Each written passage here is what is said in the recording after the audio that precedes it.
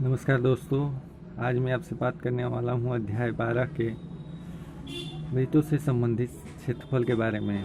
यह कक्षा 10 के एनसीईआरटी बुक का अध्याय है 12।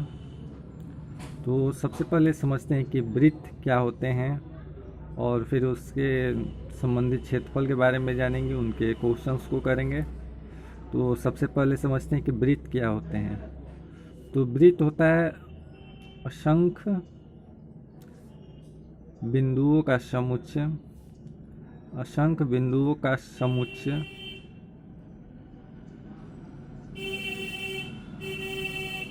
जिनका केंद्र से एक निश्चित दूरी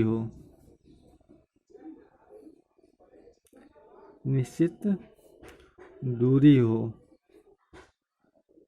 वृत्त कहलाता है। वृत्त कहलाता है। तो इसको अब अगर पिक्चर से समझना चाहें तो एक केंद्र है और उससे असंख्य बिंदुओं से मिलाकर केंद्र से एक निश्चित दूरी पर हम एक परिधि का निर्माण करते हैं, एक लाइन का निर्माण करते हैं असंख्य बिंदुओं से।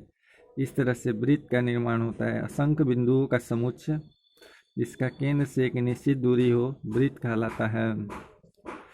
तो वृत्त में इसको हम लोग कहते हैं केंद्र, और ये जो भाग है उसको हम लोग कहते हैं परिधि।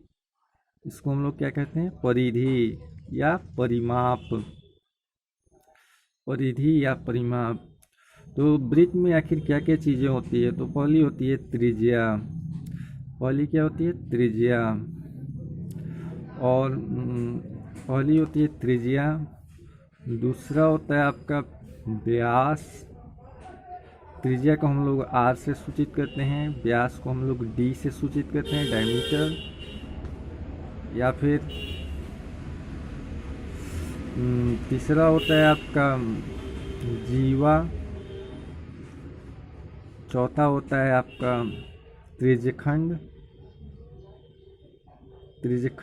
त्रिज्यखंड दो तरह के होते हैं। एक होता है लघु त्रिज्यखंड और दूसरा होता है दीर्घ त्रिज्यखंड।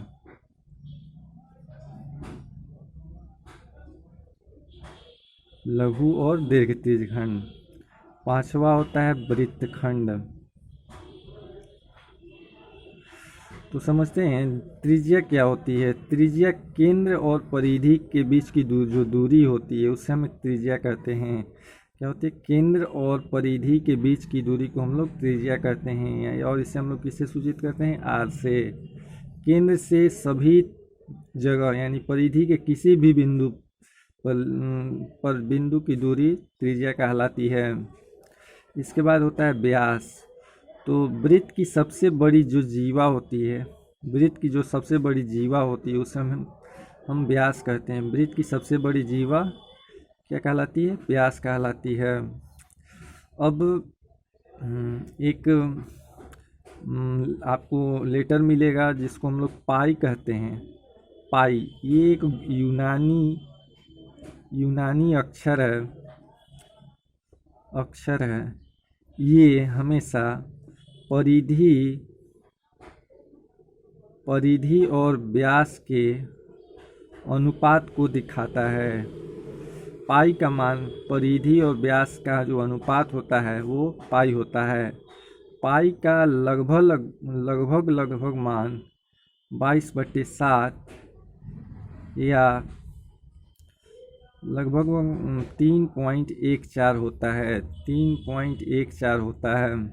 लगभग मान कितना होता है? 3.14। लगभग कहने का मतलब इसका एग्जैक्ट मीनिंग नहीं होता है। ऐसे पाई जो है एक अपरिमेय संख्या है। पाई क्या है? अपरिमेय संख्या है। पाई अपरिमेय संख्या है। अब बात करते हैं जीवा के बारे में। तो जीवा एक ऐसी लाइन होती है जो केंद्र से होकर नहीं जाती है परिधि के बीच। और जीवा जो है दो तरह की चीज़ों का निर्माण करता है। एक वृत्तखंड का निर्माण करता है, वृत्तखंड, और दो वृत्तखंड का निर्माण करता है।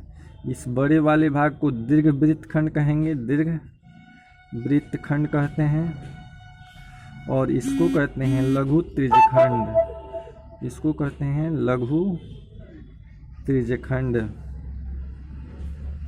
इस तरह से ये दीर्घ वृत्तखंड और ये लघु त्रिवृत्तखंड। अब बात करते हैं त्रिज्यखंड के बारे में। तो त्रिज्यखंड के बारे में मैंने पहले ही बताया कि त्रिज्यखंड दो तरह का होता है, लघु और दीर्घ त्रिज्यखंड।